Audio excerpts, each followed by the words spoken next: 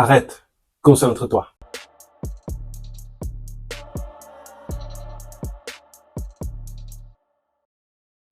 Salut, c'est moi, Presley. Bienvenue encore une fois à une vidéo que je fais. Voilà, et je ne sais pas combien de personnes cette vidéo elle va toucher. C'est le troisième que je fais.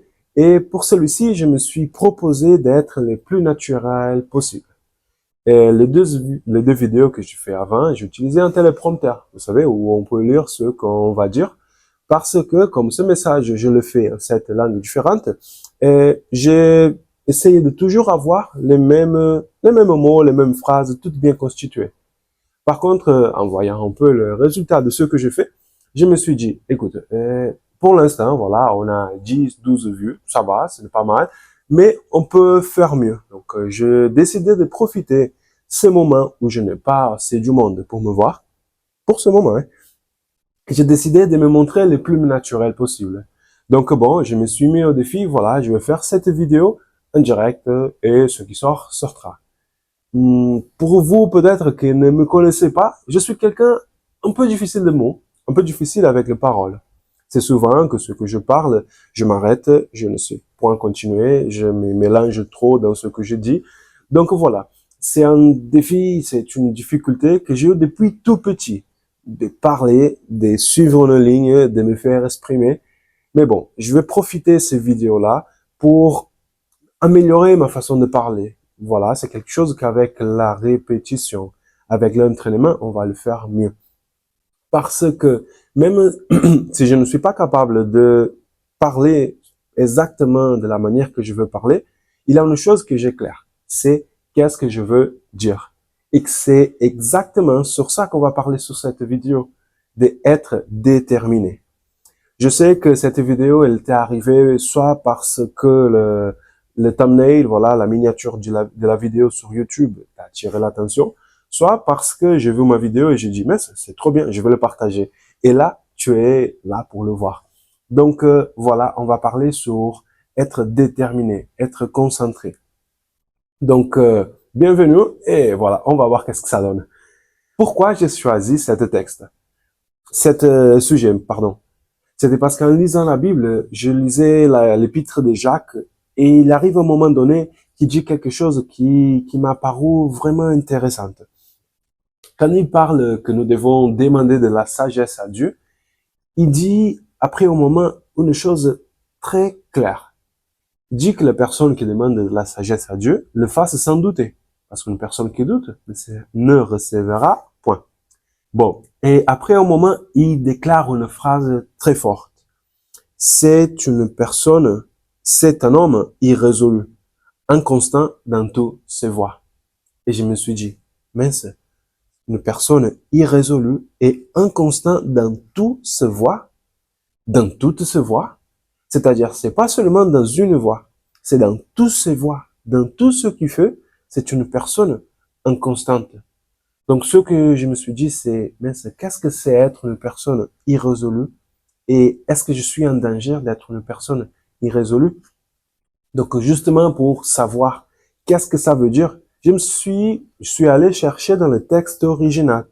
Et ce que j'ai trouvé dans l'original grec, c'est le suivant. Les mots irrésolu, dans l'original grec, c'est dipsychos, ou dipsyché. Ces mots, ça veut dire des deux âmes, deux mentalités, des doubles animes, oscillant, incertain, douteux. Voilà, donc ce que pour nous c'est traduit comme irrésolu, c'est une personne qui a une double mentalité. Le mot que j'ai utilisé dans la miniature de cette vidéo, c'est bipolaire. Et c'est vraiment ça. C'est une personne que, une fois que tu le vois dans ce sens-là, et tout d'un coup, il change de sens. On voit jamais vers où elle va. On voit que c'est là et là, et là et là. Et la mentalité, une fois ici, une fois là. Est-ce que tu connais quelqu'un comme ça? Des gens que, un jour tu la trouves et ils sont déterminés à faire une chose. 2 semaines après, ils sont déjà dans autre chose. Et après, dans autre chose. Des gens qui sont tout le temps en train de changer leur mentalité, de changer leur pensée, ou comme on dit en France, de changer les esprits. Un changement d'esprit, qui sont troublés dans son esprit. Peut-être ça, c'est une expression mieux, non? Bon, vous verrez que dans cette vidéo, il y aura beaucoup de moments comme ça où je parle de choses et je me suis dit non, attends, là, il faut corriger. Il n'y aura pas de coupure dans cette vidéo. Je veux que que vous voyez ce que je suis vraiment.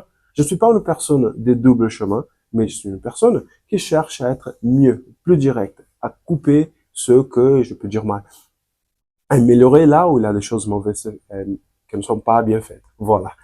Mais dans ces cas-là, voilà, on voit dans la difficulté de la personne, de certaines personnes, voilà, de s'exprimer, on voit aussi ce qui est par derrière. C'est la détermination. Toi aussi, tu es comme ça. Tu sais qu'il y a des moments où tu sais pas t'exprimer, mais tu sais ce que tu veux dire. Donc, continue comme ça. Sois déterminé. Sois pas une personne dite psyché. Des gens avec double mentalité. Parce que comme on a lu, les gens avec une double mentalité, ils ont un gros souci. Et c'est être inconstant. Ce mot-là aussi, je suis allé pour le chercher en grec pour voir qu'est-ce que ça veut dire. Le mot inconstant en grec, c'est akatastos. Akatastos peut signifier inestable, inconstant, inquiète. Donc, justement, ce sont des personnes comme ça. Des gens de double mentalité sont inconstants, sont inestables, mal affermés. Voilà, donc on va le voir toujours que ne sont pas fermes dans leur position. Le contraire de akatastos, c'est katistémie. Katistémie signifie exactement constitué, établi. Et vous savez où ce mot il se trouve dans la Bible?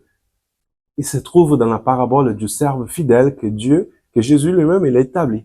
Là, il dit qu'il a établi sur ses biens. Et ce mot-là, c'est celui-ci, katistémie. Dieu, il t'a établi sur une position. Dieu, il t'a établi sur plein de choses. Et la forme dans laquelle tu es établi dans cette position-là, c'est ce qui va faire que tu ailles des choses plus grandes. C'est cela le sens de la parabole.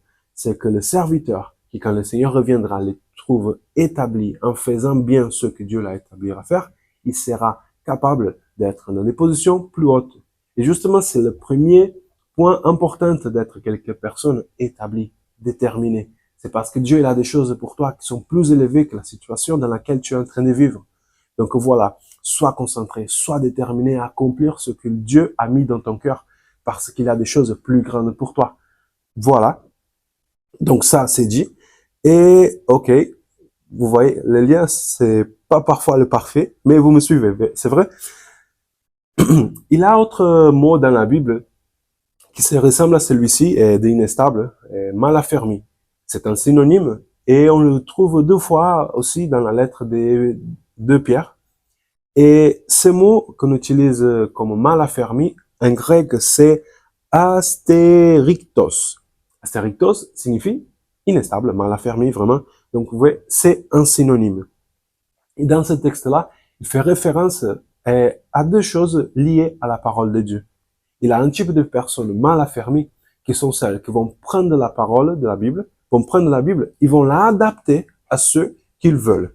C'est-à-dire, autant tu le connais, tu as déjà entendu comme ça, des gens qui voient une vérité biblique, ils vont faire le possible pour la détourner, pour dire exactement ce qu'ils sont en train de faire. Quand la Bible les pointe pour une correction, ce qu'ils font, c'est justement le contraire. Ils changent le sens pour adapter à sa personnalité perdue. Justement, justement, la deuxième fois que ce mot il apparaît, c'est dans le chapitre suivant, quand il dit que les personnes mal affermies sont celles qui vont être attrapées et vont être malmenées pour les personnes des mauvaises pensées. Les fausses prophètes, les fausses maîtres, ce sont des gens qui détournent la parole de Dieu, mais aussi vont détourner les gens mais aussi vont, attends, ça va arriver, mais aussi, ils vont prendre les personnes qui sont mal affermies pour le ramener aussi au son chemin. Donc, le problème, voilà, qu'on voit d'être mal affermi, c'est encore une fois, on détourne la parole de Dieu et on est facilement détourné. D'accord? Donc, il a alors le contraire à être astéritos, que c'est être estérizo. Ce mot-là, il se traduit comme stable, ferme, fixe. Et c'est ça que nous devons être. Parce que Jésus lui-même, il a été ferme, il a été établi. Donc, ces mots-là, à être établi, la Bible l'utilise aussi pour parler de Jésus. À un moment donné, Jésus, il dit, il est déterminé à aller à Jérusalem. Et le mot utilisé là, c'est justement établi. Il est précis, il est ferme. Il était destiné à aller et il est allé là-bas. Donc Jésus, comme quelqu'un que nous avons comme exemple, c'est aussi ce que nous devons apprendre de lui. Surtout parce que lui-même, il a voulu que tu sois établi. Il a une autre circonstance dans laquelle Dieu, il parle à Pierre, à Simon-Pierre, et lui dit que le diable, il a voulu vous secouer. Mais moi, j'ai prié pour toi, pour que ta foi, elle ne manque pas. Et toi, quand tu te convertisses ou quand tu retournes, va et établis, affirme tes copains. Copains, voilà. Vous le chercherez mieux là. Et le verset, je l'utilise traduit du espagnol, du coup, ça fait que ça peut bouleverser un petit peu, mais je vous laisse ici la référence. En tout cas, Jésus lui dit, Pierre, une fois que tu seras reconverti, va et afferme tes collègues, afferme tes frères. Donc justement, Dieu, il veut que nous soyons fermes et que nous aussi affirmons que nous soyons quelques personnes, quelques types de personnes qui établissent les gens qui sont autour de nous. Justement, parce que être affirmé dans la Bible, c'est Dieu que lui fait. Là, on voit l'exemple. Mais Dieu, il va nous faire affaiblir, non, pardon, être affirmé à travers des trois moyens. Il a trois moyens, donc, qu'il va utiliser. Le premier, ce sont les dons spirituels, c'est-à-dire les paroles prophétiques, les prophéties, les langues, le miracle. Ce sont des choses, des dons que Dieu il utilise pour de nous affermir dans notre foi. Aussi, l'autre moyen que Dieu utilise, c'est la parole elle-même. Et le troisième point, ce sont des personnes. On voit ici des exemples. Donc, regarde, ces trois choses-là que Dieu il utilise, il a un seul endroit qu'on peut le trouver. C'est dans l'église. C'est dans la communion. Dans ma dernière vidéo, je parlais de cette personne-là qui sert à Jésus en dehors des églises. Voilà que dans ce contexte-là que je dis, voilà, c'est possible. Par contre, ce n'est pas le plus correct. Parce que justement, Dieu, il veut que tu arrives à ce qu'il veut que tu fasses. Dieu, il veut que tu sois affermi. Dieu veut que tu grandisses. Et dehors de l'église, c'est impossible. Ou est-ce que tu peux me dire de quelqu'un qui est dehors de l'église, qui te dit, oui, il faut que tu pries plus. Oui, il faut que tu lises plus la Bible. Non. Les gens qui ne sont pas dans l'église vont pas te dire ça. Ils vont dire justement le contraire. Ils vont te relâcher. Non, détends-toi, ce n'est pas grave. Si, c'est grave parce que tu as un étage à monter. Dieu t'a appelé à monter des étages. Et le seul moyen que tu seras ferme, que tu pourras établir un pas pour monter à l'autre, c'est avec la communion. Donc, c'est ça. Il a un but. C'est, sois constant, sois persistant. Cherche ces buts et cherche aussi les choses autour de toi qui vont t'établir pour monter dans ces buts, dans cet objectif que tu t'es mis. Donc, ça, c'est ce que je vais dire. Il a encore, voilà, la dernière chose que j'ai à dire à ce sujet-là, c'est pour être quelqu'un affermi et stable, il faut de la patience. Il faut les épreuves. Voyez, par exemple, comment ça se fait une maison. D'abord, on met le fondement pour bâtir le bâtiment, voilà. On met du ciment, du béton pour que ça soit dur. Par contre, quand on met le béton, il faut laisser un temps pour reposer. Il faut laisser un temps pour que ça sèche. Il faut laisser ça exposé aux conditions météorologiques, voilà, au climat, à la pluie, au fort vent. Parce que si ce fondement il n'est pas bien ferme, s'il n'est pas bien établi, la maison entière, elle est en danger de tomber. Donc, si tu veux être quelqu'un établi, arme-toi de patience. Et il a un seul moyen d'être patient. Il a un seul moyen d'être établi. Il a une deuxième fois dans l'épître de Jacques qui va nous parler de ces personnes-là irrésolues, des personnes de double mentalité, de double pensée. Et c'est dans le chapitre, si je ne me trompe pas maintenant, voilà, le chapitre 5. Là, il dit, vous, les irrésolus, purifiez-vous dans vos cœurs. À peu près, voilà. Si je me trompe, vous le corrigez là dans les commentaires, s'il vous plaît. Mais ce que j'ai à dire, c'est le suivant. Là, il dit ça. Ceux qui sont résolus, ils doivent se purifier. Et on voit que dans le Nouveau Testament, la seule, pour dire pas exactement ça, la seule manière d'être purifié, c'est à travers de la parole de Dieu. Donc, si tu veux être quelqu'un établi dans ton pensée, si tu as des problèmes pour te déterminer, pour te concentrer, be focus, c'est concentrer, entre bien dans la lecture de la parole de Dieu. C'est le seul moyen que tu auras pour effacer toutes ces choses-là qui vont t'enlever du chemin. ce sont ces choses-là qui sont en train de te distraire, qui sont en train d'éviter que tu arrives au but que Dieu t'a mis devant.